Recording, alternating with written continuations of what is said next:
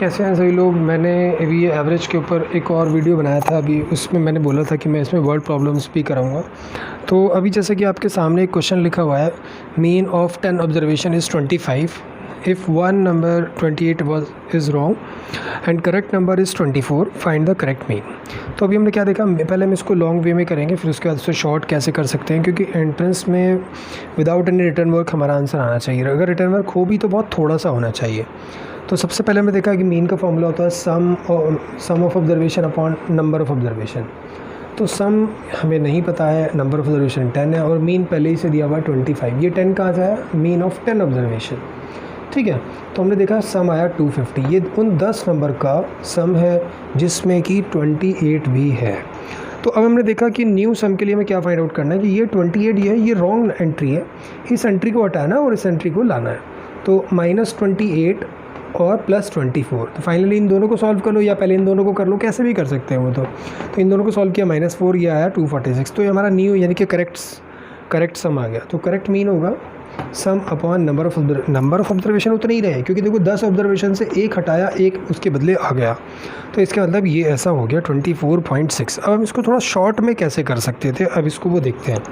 देखिए अब आपके ना ये फॉर्मूला माइंड में होना चाहिए, ठीक है ना। तो हम इसको शॉर्ट में कैसे, हाँ तो शॉर्ट में हम ऐसे करेंगे, ये फार्मूला जो है हमारे ये माइंड में होना चाहिए, बिल्कुल माइंड में होना चाहिए ये फार्मूला। तो इस फार्मूले में हमें पता है और इसके इंटरचेंज भी हमें सम निकालना, तो दैट मीन्स ये दोनों मल्टीप्लाई होंगे। तो डायरेक्टली हम लिखेंगे न्यू सम, ये ओरली 25 × 50 250 हमारा न्यू सम है। तो 250 हो गया। अब हमने देखा इसको हटाना है, इसको, ये है माइनस ये है प्लस, तो ये भी हम माइंड में करेंगे, -28 + 24, तो फाइनली -4। कभी कभी ये प्लस भी आ सकता है, फॉर एग्जांपल कि ये वाला जो होता ये 32 होता, तो फिर ये 32 लेते हैं यहाँ पे, तो ये +4 आता। +4 का मतलब इसमें 4 ऐड करना है, लेकिन यहाँ पर जो है ये 24 है, तो +24, तो फाइनली ये -4 आया। दैट मीन्स इसमें से -4 करना है। तो हम ये भी कर सकते थे -4 अपॉन 10, तो फाइनली कितना हुआ 246 डिवाइडेड बाई 10, यानी कि 1 देखो आ गया आंसर हमारा डायरेक्टली, ठीक है। तो ये आपको समझ आया होगा। चलिए अब हम एक और इसी में थोड़ा सा दूसरा इसकी वैरायटी देखते हैं इस क्वेश्चन की। तो जैसे कि ये क्वेश्चन है कि the mean of 10 observation is 25 if one number is 28 is wrong, find mean after removing 28। मतलब अगर हम 28 को हटा दें तो फिर वही ये फॉर्मूला हमारे माइंड में होना चाहिए कि सम निकालने के लिए हमें इन दोनों को मल्टीप्लाई करना है। सम आया 250 और उसमें से ये वाला नंबर हटा देना है, मतलब 28। लेकिन नंबर ऑफ़ ऑब्जर्वेशन अब 10 नहीं रहे, इसको हटा देना है, इसके बदले कोई नंबर आया ही नहीं है, दैट मीन्स 9। तो माइनस करेंगे, 224 डिवाइडेड बाई 9 डिवाइड करेंगे, we will get the answer. आपको ये समझ आया होगा अच्छे से। चलिए एक और हम इसी में दूसरी तरह का कोई क्वेश्चन करते हैं। तो चलिए क्वेश्चन आपके सामने लिखा हुआ है, the average of 13 results is 60। हमने देखा कोई 13 रिजल्ट्स हैं, उनका एवरेज 60 है।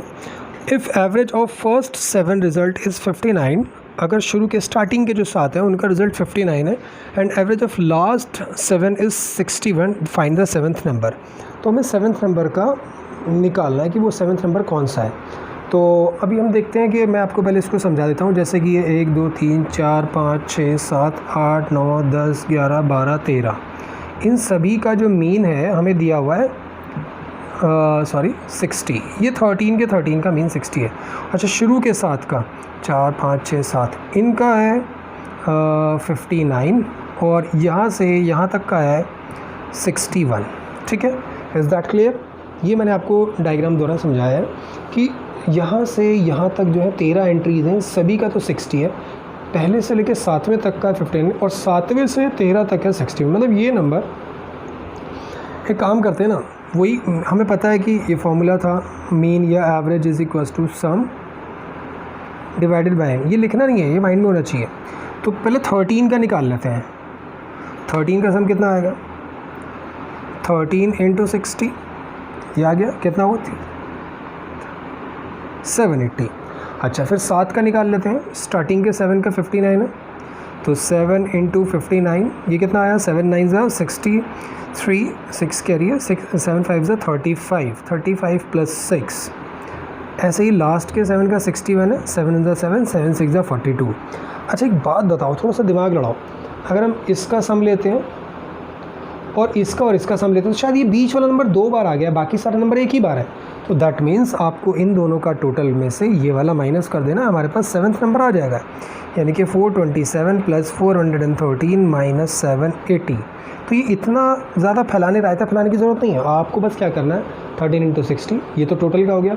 स्टार्टिंग के 7 का 75 लास्ट के 7 का 70, इन दोनों के सम में से ये वाला सम माइनस कर देंगे। वो इसलिए करेंगे, देखो ये 7th एंट्री जो है 2 टाइम्स आ गई है, 2 बार अपीयर किया है इसने।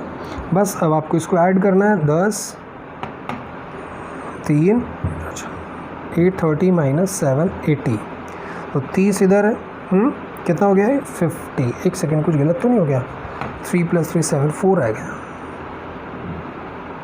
60, ठीक है ना। और वैसे भी अगर थोड़ा सा और फास्ट ट्रैक देखें, अगर ये एग्जैक्टली इधर एक ज़्यादा है और इधर एक कम है, देखो इधर एक कम है इधर एक, तो एग्जैक्टली आंसर हमेशा यही होता है। लेकिन हर बार ऐसा नहीं होता, ऐसा हो सकता था इधर 2 होते, उधर एक ही ज़्यादा होता 61 और इधर होता 58, तो फिर हमें क्या करते बीच के 3 को लेके ऐड, वो एक अलग है, हम उसको बाद में देखेंगे, ठीक है। अब आपको ये समझ में आ गया, तो अभी स्टूडेंट्स फिर आपको अच्छे से समझ आ गया होगा। एवरेज के वैसे बहुत ही बेसिक क्वेश्चन आते हैं एंट्रेंस में, जैसे बीकॉम वगैरह का, इकोनॉमिक्स का या लॉ वगैरह का भी जो होता है, इसमें ऐसे ही क्वेश्चन आते हैं। सबसे पहली बात तो ये पता होना चाहिए कि एंट्रेंस कहते किसे हैं।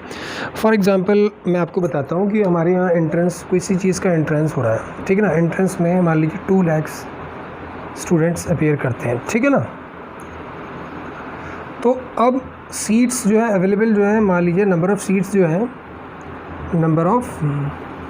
जो हैं वो है मान लीजिए 100, ठीक है ना। और मान लीजिए क्वेश्चन पेपर जो आता है, नंबर ऑफ़ क्वेश्चंस जो है 200 मान लेते हैं। तो 200 में से सपोज़ आपने 199 किए, ठीक है, आपने 199 स्कोर किया, आपने अब बाद में आके आंसर चेक भी कर लिए अभी, तो आपको बड़ा प्राउड फील हो रहा होगा कि यार मैंने 199 मैंने ठीक किए हैं, तो मेरा एडमिशन पक्का है।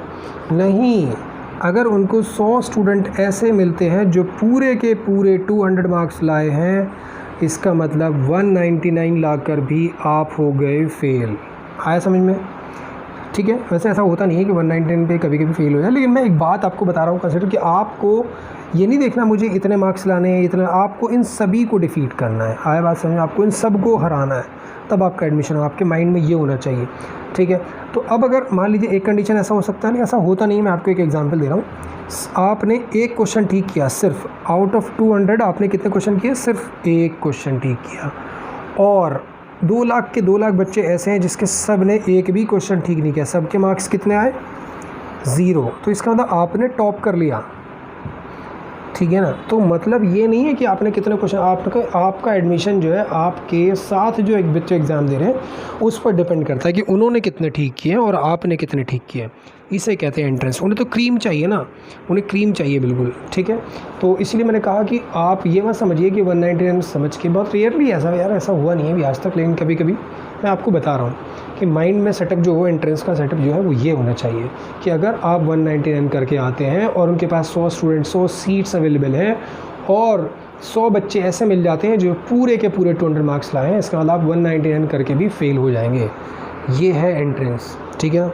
और एंट्रेंस का पेपर बनाने वाले बड़े एक्सपर्ट होते हैं, बहुत एक्सपर्ट टीचर्स होते हैं, वो ऐसे उनको पता होता है कि स्टूडेंट कहाँ गलती कर सकता है, कहाँ मतलब कॉमन मिस्टेक्स होती हैं, तो वही आंसर आपका उसमें जो आपके 3 रॉन्ग आंसर्स होते हैं उसमें वो होता है, जो बहुत ही कॉमन मिस्टेक्स होती हैं। और बच्चा समझता है कि उसका आंसर हमें सही आया तो वो लगा देता है, तो इसलिए उन्हें तो बिल्कुल क्रीम चाहिए। तो फ्रेंड्स इसे लाइक कीजिएगा, शेयर कीजिएगा और ज़्यादा से ज़्यादा इसको शेयर करिएगा, और मेरे अगर आप नए हैं तो इसको सब्सक्राइब ज़रूर कीजिएगा।